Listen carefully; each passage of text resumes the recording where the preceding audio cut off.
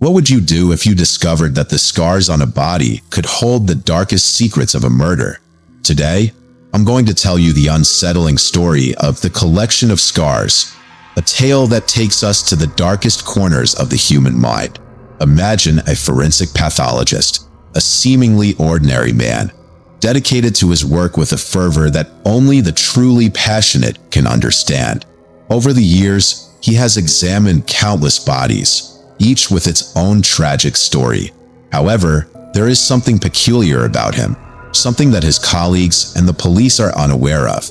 In the solitude of his home, away from prying eyes and the strict rules of forensic medicine, he keeps a macabre collection: scars.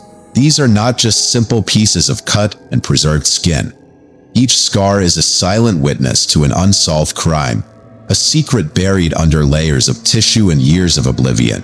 Every night, upon arriving at his lonely apartment, the forensic pathologist carefully opens an old wooden truck, revealing dozens of glass jars. Inside each one, fragments of skin marked by scars float, meticulously labeled with names and dates. This is not merely a collection of horrors. To him, these scars are pieces of a puzzle that begs to be solved. Each one whispers a story of pain, of suffering, of lives abruptly and violently cut short. One night, after a long day at work, the forensic pathologist sits at his desk, illuminated only by the dim light of a lamp. He takes one of the jars, the most recent addition to his collection. The label reads, Jane Doe, May 11th, 2024. With great care, he extracts the fragment of skin and examines it under a magnifying glass. The scars tell a story. A young woman, possibly in her 20s, who suffered multiple defensive wounds. As he analyzes the patterns, his mind reconstructs the crime scene, filling in the gaps with his vast experience and almost supernatural intuition for unraveling mysteries. The forensic pathologist cannot help but feel a deep connection with his victims. In his mind, he gives them a voice and, in a way, a form of poetic justice. He knows that the scars are the key to solving what traditional evidence could not. However, there is something that even he cannot explain. A cold shiver that runs down his spine every time he works on a new case, as if the souls of the dead are trying to communicate with him from beyond, demanding to be heard, pleading for justice. The scars of Jane Doe reveal a pattern that seems familiar. Searching through his notes and comparing them with scars from previous cases, the forensic pathologist finds a connection to an old case from 2018. Another Jane Doe, same defensive wounds, same unknown attacker.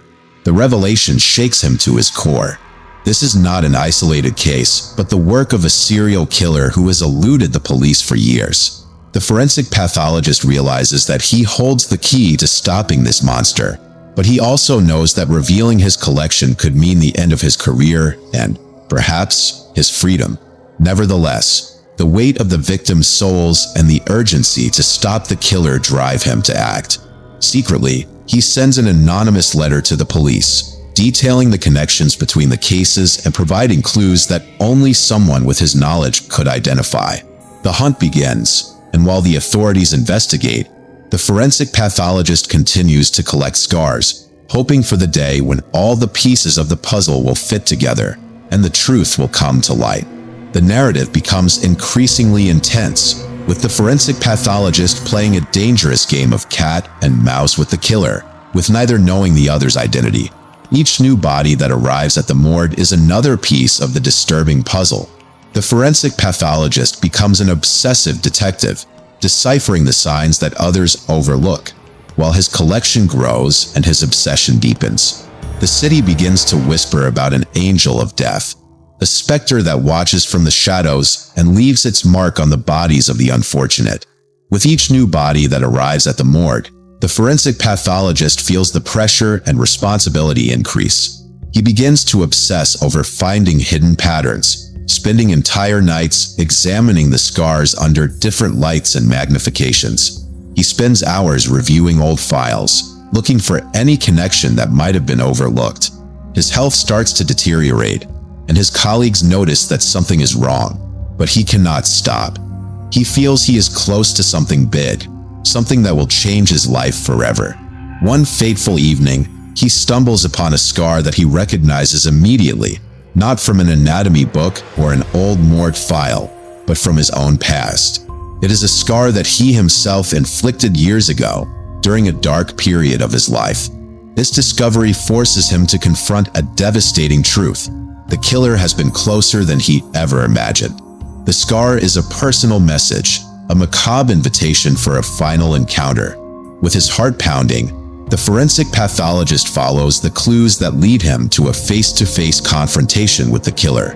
The tension reaches its peak as the pieces of the puzzle finally come together, revealing a truth even more sinister and disturbing. In that moment of confrontation, the forensic pathologist realizes that the collection of scars not only tells the story of the victims, but also his own. It is a reflection of his own inner demons, his own sins, and his desperate search for redemption. The confrontation is brutal and unforgiving. The killer turns out to be someone the forensic pathologist knew well, an old friend from university with whom he had lost contact years ago. The revelation is an emotionally devastating blow. The killer had been watching the forensic pathologist all this time, playing with his mind and his life. With a mix of fear and determination, the forensic pathologist fights for his life, using everything he has learned from his studies and forensic experience to survive. In a climactic moment, the forensic pathologist manages to wound the killer, leaving a deep mark on his arm, a scar that will serve as a reminder of that night. Finally, the killer is captured, and the forensic pathologist provides the police with all the necessary evidence to convict him. However, the victory is not sweet. The forensic pathologist is left scarred, both physically and emotionally, by the experience. The scars on his body now serve as a reminder not only of his struggle, but also of the horrors he has faced. As he recovers, the forensic pathologist decides to abandon his macabre collection. He realizes that while it was useful in catching the killer, it was also consuming him. He begins to work with the police officially, using his vast knowledge and experience to help solve cases without resorting to such dark methods. However, the scars remain, both on his skin and in his memory. Over time, the forensic pathologist finds a new way to connect with the victims. He starts writing a book about his experiences, using his knowledge and information from his former collection to tell the stories of those who can no longer speak. His goal is to give them a voice, to offer a form of poetic justice, and at the same time, to exorcise his own demons. The story extends, showing how the forensic pathologist collaborates with other experts in criminology, sharing his findings and helping to create more accurate profiles of serial killers. His book becomes a success, and although he faces criticism for his unorthodox methods, he also receives recognition for his dedication and his ability to solve seemingly impossible cases. In the climax of the story, the truth is revealed in the most unexpected way, leaving the audience with a chill down their spine and a question that resonates in the silence. What secrets do you hide in your own scars? The conclusion invites the audience to reflect on the weight of the past and the marks we carry, both physical and emotional. If you enjoyed this tale, don't forget to follow our channel for more stories filled with mystery and horror. Give it a like, leave a comment about what you thought of the story, and share it with those who also enjoy a good scare. Until next time, and may the secrets of your own scars not keep you awake at night.